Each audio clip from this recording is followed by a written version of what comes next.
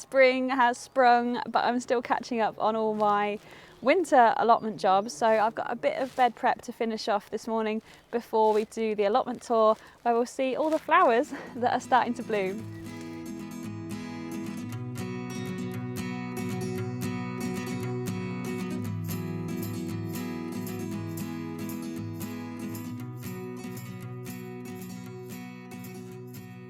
So I am a little bit behind on all my bed prep at the minute, and well, I've got quite a few weeds in a few patches that I really need to get out, particularly some deep-rooted perennials and this nasty thing called ground elder. And whilst I am a no-dig gardener, there are times when I just need to get those deep-rooted perennials out. So I'm not turning over the whole bed, but I'm just digging out some of the weeds that I want to get out, because these roots are so annoying. Really thick roots that are just going to spread across the borders. And this is the only real sort of time of the year where I can actually do this. I can get my knees on the ground because the red ants haven't woken up yet. And if you've been watching my allotment for a while, you'll know that I am plagued by red ants that bite you. And yeah, I just cannot weed like this normally as soon as the weather starts to warm up, because the nests are everywhere. And as soon as you disturb them, you just have to run away. So yes, I am just cracking on with a lot of weeding at the minute and getting all of my beds cleared of weeds so that I can get the mulch over them. But yeah, look at all that. Ooh, horrible stuff. So March for me so far has actually been quite a bit of this. The weather's been beautiful, so dry and quite sunny. It's starting to get rather warm, but which is great, because for those that start seed sowing, it means they'll germinate quite quickly.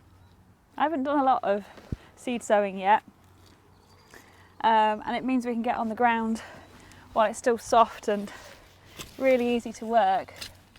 But it also fools us into thinking that spring is here and summer's just around the corner, but we're not out of the dark yet, which is why I don't go too crazy on my seed sowing, because, you know, we could still have temperatures that dip to -4. You know, a few years ago we had the beast from the east that brought snow on April the 1st. So yeah, I just, you know, you live and learn, and there's no point getting carried away yet. So I'm still getting the ground ready, which is absolutely fine. I've also not planted up any dahlias or potatoes yet.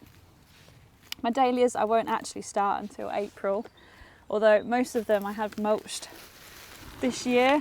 Oh, that door is getting quite annoying. Yeah, and I'm a bit late ordering my mulch, but I'm doing things a little bit differently this year. Usually I'd order some compost in, but I've actually managed to get my hands on some really well rotten cow manure, which is supposed to be some of the best stuff. So thanks to my boss, thank you so much, Duncan. I'm hopefully going to have some really good crops this year, because, as I say, cow manure is supposed to be the best stuff. And oh my gosh, these bindweed roots are everywhere. So yeah, before I sort of spread that out, I need to get these weeds out, because I don't want to feed the weeds.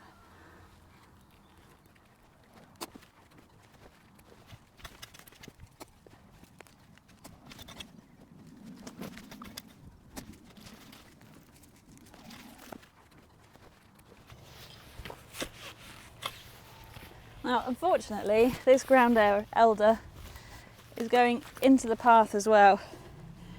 And although I don't want to be digging up the entire path, I do want to get the majority of these roots out, because I need to mulch my paths with some more wood chip. And I usually would have had it done by now, but we've had such stormy weather this winter that I haven't done it. And that's all right.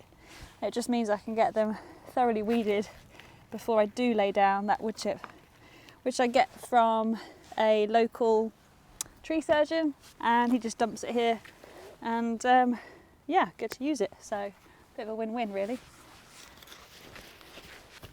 Oh, look at that mycelium. Can you see all that white? That's the mycelium, which is the fungi that's breaking down all of those wood chips. And it's a really good thing to find in your soil. It means it's really healthy and living and thriving. It's probably not going to appreciate me digging, but you know, I do dig now and then because I need to get some of this stuff out. Urgh. Fortunately, bindweed and ground elder, they don't really root too deep, so I'm only doing a little shallow tickle of the soil. They don't go much further than 2 or 3 inches really. Somebody recently pointed out that ants like to nest on underneath covered areas like where all these rocks are. And I do use quite a lot of bricks as my sort of edging. It's the Nottingham Bulwell stone, which you see all over the city for sort of fencing and buildings and stuff like that. So I like to use it here, but it does mean that as soon as you turn one over, there's probably going to be an ant's nest under it.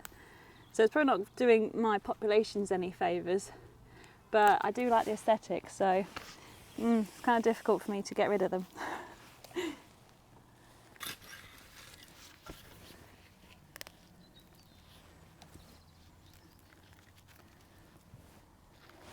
Now I'm only really sort of digging the edges of my borders and the paths. I don't tend to find this in the middle of my borders, and especially because I'm regularly weeding that as part of general sort of maintenance and hoeing it. It's just around these edges where it tends to get quite bad with the real troublesome ones. And I've never known it to spread this far before, so I really don't want it getting down to all my other beds. So let's get it in control early whilst I can. Oh, and the ants are starting to wake up already. Oh dear, don't have long.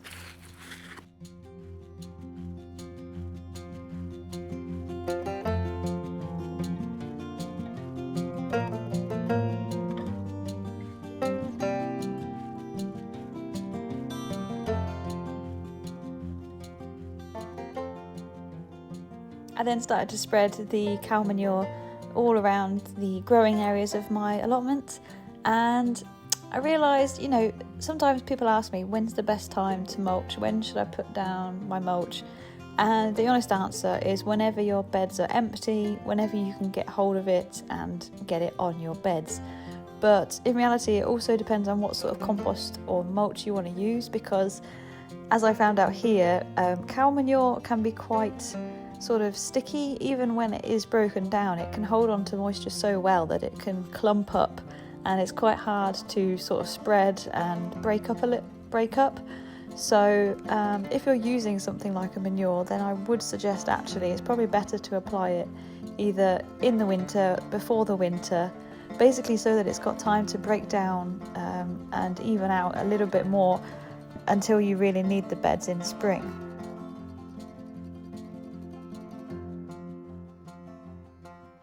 Oh, well, I tell you what, it's quite nice to be sat down for a moment because I've not stopped all day, and I got a lot more weeding done and a lot of muck spread, and now I'm actually feeling rather tired.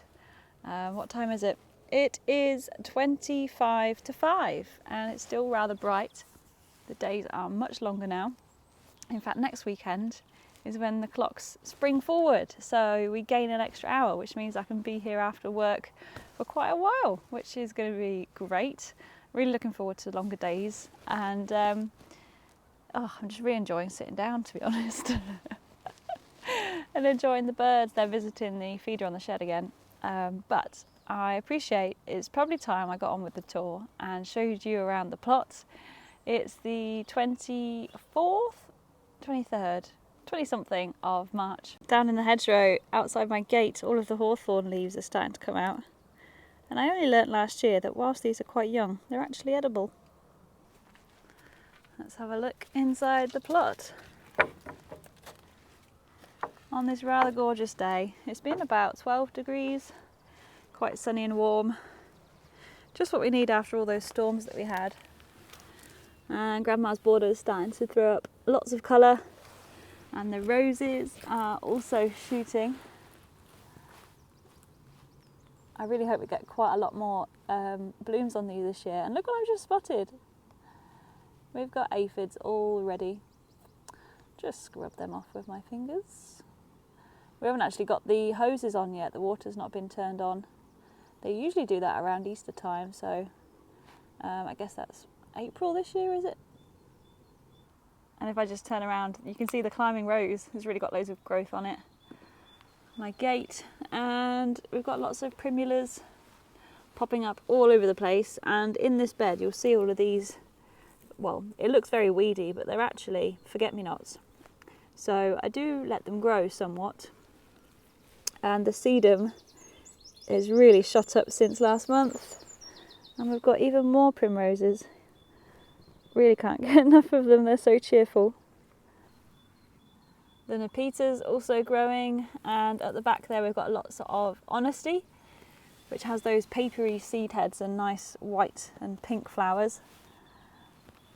The root system on them, by the way, is actually really, really thick, and I didn't quite know that. But yes, even more primroses. Can you hear all the bird song? I've actually noticed that the blue tits are hopefully back and nesting, or gonna nest in that nest box that I have over here, which I'm really excited about. The male's actually been sleeping there at night, which I didn't know that that was a thing. He usually nests, or sleeps should I say, in the eaves of my shed. So hopefully that means they're going to nest there this spring, because they didn't last year. And well, I've harvested all of the parsnips now and spread a little bit of the muck. So that bed is empty. And this blueberry bush is just about to burst with all those little flowers, look. It's grown so much since I planted it. And behind I've also given, finally given, these strawberries a bit of a weed and a tidy up. Let's have a look inside. Has a really bad problem with bindweed and also ground elder in here. But the new leaves are all coming up.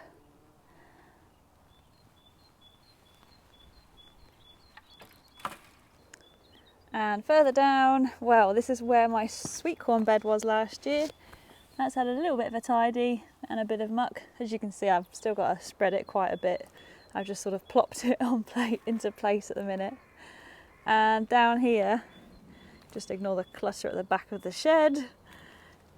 The apple tree is looking gorgeous with all these blooms underneath. All the hellebores, they're still going. And we've also got daffodils now as well. And rhubarb. This is one of my favourite spots for spring, and the wildlife corner as well, once all the flowers start coming up. Come here, look at me. I can't even imagine a brighter yellow than that. I have actually been cutting some of the hellebore flowers and floating them in a dish of water at home, so I get to enjoy them both here and at home. It's been lovely. Here's the early rhubarb, Timperley early. Oops. Look at the stems on that already. Bright pink, ready for picking quite soon.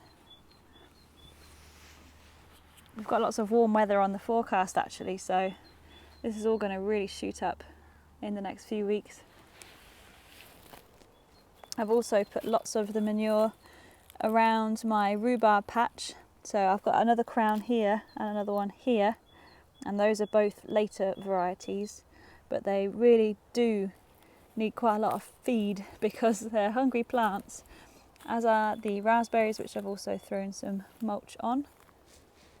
Let's have a little wander down here. I found quite a few spare daffodils this year. This is the cheerfulness one, which is like a double daffodil. It's really sweetly scented, and I just threw quite a few of them down here, so they're all still coming up. And oh look, another hellebore. Hello. What a beautiful colour. Oh look, this one is a beautiful perennial. I love it for the foliage, but in the spring you get these really small little blue flowers. And this is called Brunnera, Jack Frost. Doesn't mind a bit of shade. And all the hardy geraniums are starting to come back into life. I think that's a blue one. I've got a blue and a pink one down here. And a big pile of weeds that I've not yet moved. It gets really weedy down this end because it's quite difficult to get under the apple tree. And yeah, it just went, well, if you've seen this area in spring before, you know how full it gets. And so it's difficult to maintain throughout the year, especially with the ants. But look at that lupin. Last year, do you remember the lupins we had here? It was incredible. I think I had about 50 on one plant. It'll be interesting to see if we have a similar year for the lupins this year. Look at all the buds on the apple tree. So ready to burst. I just hope that the flowers don't get bitten by a late frost this year, because that has been a problem in previous years, although I always do seem to get a good crop of apples. And my favourite hellebore down here, Rihanna's Ruby, is finally in bloom. And we've got so many flowers open. Absolute stunner. I'm sorry, you're probably sick of me going on about hellebores by now, aren't you? Well, we've got to enjoy them while we can, because soon the flowers will disappear and it will just be back to the foliage for the spring and summer months. This looks like my alliums that are making an appearance, and I've got a few more down here as well, so it's good to know they're coming back despite not really tending to this area very well. So here's the view from the bottom of the plot right now. Starting to get there, almost ready for the big rush of spring. I don't know if I've shown you this before, but in this pot I've actually got 3 rosemary plants, and they're a trailing variety. And my intention was to put it in Grandma's border because rosemary is symbolic of loss and remembrance. So I was going to put it there in some sort of planter. But look, it's flowering, and it's grown so much since I bought the 3 little plants. Should probably think maybe about dividing them and potting them on this year. But yeah, the bees will be loving those blooms. It smells so nice. And look behind it, there's a self-seeded pansy. I didn't plant them here, but it's obviously, oops, sorry. It's obviously blown over from some of the others. And yes, I just let them grow away and bloom. Look at that, how cute.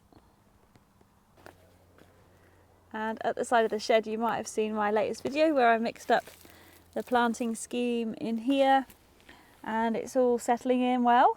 The hydrangea's starting to put out its leaves. Gorgeous variegation on that, really, really love it. And yet more hellebores. Honestly, I love this one, it's like a water lily. Yes, so that's all doing fine. Settling in well. Need to keep watering it at the minute because we've not had that much in the way of rain. Now this is something that's definitely not allotment-y. It's what I'd put in a back garden if I had one. And it's a type of willow that's sort of woven into this gorgeous shape. And I need to plant it into a bigger pot, and then it'll eventually put out lots of foliage like this. So I think it will make a really nice sort of eye-catching statement. And if I'd ever do move house, we are actually looking at houses sort of at the moment, so maybe it'll come with me to there one day. But now, whilst it may not be a very allotment type of plant to begin with, I actually learned that you can use willow to help root your other plants, because willow contains a lot of the rooting hormone.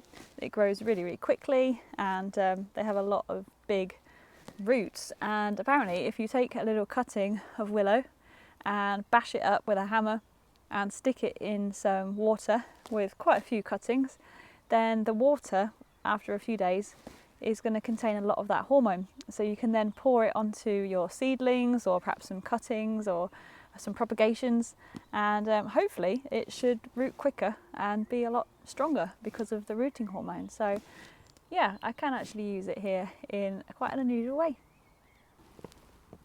Just having another look at that border outside the shed.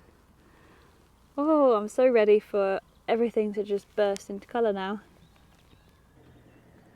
I've got another blueberry plant down at the bottom here in a pot that's also covered in flower buds. I'm hoping I might get an early crop on these because, yeah, they're quite early, these blooms. Down at the seating area, I've left a little bundle of my, that is from nasturtium that's died back, and I tend to leave it out for the birds as well as keep some for myself because it's good kindling for my little Kelly kettle. But yes, it's nesting season, so it's a good time to leave that sort of thing out. Whilst I was moving all the edging and things today, I found this, which was obviously upside down, but look at all of the fungi growing on that. It's incredible what you know, what's living in your soil, and I just think that's absolutely bonkers. I might actually sow some carrots in my carrot bed quite soon. I tend to always forget and leave it quite late. But down here is the garlic, which is looking really quite healthy at the moment. No signs of allium leaf miner or rust or even yellowing, so they're looking really good. I probably should be netting them this year because of the allium leaf miner, and it may even already be too late, but fingers crossed, it's going to be okay. We shall see. The beds are otherwise quite empty. All the rocks have been moved from me moving them today, and you know, lots of muck that I've been spreading and plants that I've been moving, and I'm still leaving all of the forget-me-not. That's what you'll see all around here. They're not weeds. Forget-me-not, I do absolutely love it. And also the spinach is still going. That's last year's spinach, still looking vibrant. It's feeding the birds more than me. The pigeons love it. But I won't be moving that until it decides to go to seed, or until I need the space. But further up here, oh, I just want to show you what's in this bucket. This is a rose that I bought in wintertime, David Austin bare root rose, called Munstead Wood, and it's a one that I've wanted for so long. Deep crimson, strong old rose fragrance, and I didn't find a spot for it at the time, but I think I might actually put it under the old plum tree somewhere about there. Obviously no dahlias, I won't have dahlias for a long while yet, but we do have some more daffodils on the way in the dahlia borders, and some more here. And for the last few days I've noticed there's been a little vole, a little bank vole, coming out of that hole and running back and forth from here to there. So I don't know if he's nesting under it or something, but it was very sweet to discover. And inside the polytunnel, not much has changed, not much is growing. I've not really sown many seeds at all yet, apart from at home, my chilies. But I do have a new bench, which is brilliant. I've got a lot more surface area to grow things on. These are all my propagations that I've been taking over the last month or so. Some heucheras, some carex that I've been splitting and dividing. Oh, and my fig, one of my figs, this one, Madeline is starting to leaf up, which is scaring me a bit because we're still going to have frosts, which means it can't go outside, and I might need to protect that if we get some cold temperatures, because that'll just blacken and set it back again like it did last year. And some Nepeta in here as well. My lemon tree, for those interested, is surviving the winter just fine. Probably could do with a bit of feed soon, because it's starting to put on new growth, although it's still quite cold. And obviously it's suffered a little bit with the cold weather, but otherwise it's looking really quite happy. And in this container is where I have some of the Erigeron flowers and the other fig, which I had to really hard prune last year because it died back. But we've got lots of side shoots, so it's going to be quite a bushy fig now rather than a standard. and that's still doing okay, so fingers crossed it comes out the other side okay come later this spring. But yeah, otherwise not much going on in here, just getting ready for lots of seed sowing really. Ooh, this is quite strange on the wide angle. Let's go have a look at the top. Ooh, where my cherry is about to bloom, my edible cherry. It's got lots of buds on it. This one blooms white with lots of really yummy cherries on it that I have to beat the birds to. And this one here, my ornamental cherry, is already coming out into bloom with lots of bronze leaves as well to begin with. Absolutely gorgeous colour combination. And such a welcome sight for spring. I almost forgot about this one. It's my medlar tree, which has survived the winter time just fine, and it's got lots of nice buds on it. I wonder how many fruits I'll actually get this year. So here we are at the top of the plot on the 20th of March 2022. Lots of seed sowing and planting about to begin. Really exciting times that the season is finally here. I thought I'd pick some spring flowers to celebrate the start of the season. Well, I guess the Hellebores aren't quite spring flowers, but the stem had started to droop over anyway, so I thought I'd trim them off and take them home to enjoy them. So yes, thank you very much for joining me today. It's been quite a busy one and there's so much to look forward to now. It's, for us, the start of the season. April is the biggest seed sowing month for me. So yes, I'm just really excited and raring to go now, especially now that I've got my potting shed all done from the makeover last November. I've got the new bench in the polytunnel, so I'm just like itching to get going now. And now that my mulching is mostly done, I'm about there. I'm about there. So yeah, really can't wait. I've got my potatoes to plant next month, and oh, my next episode is actually going to be my 100th video. So it's going to be something a little bit different, and I'm really looking forward to bringing it to you. So do make sure you've got your notifications on so you don't miss out on that one, because it's quite good to watch and fascinating to see. So yes, I'm going to go now, get home and have a cup of tea and enjoy my flowers. So thank you very much for watching, and I'll see you next time on my 100th.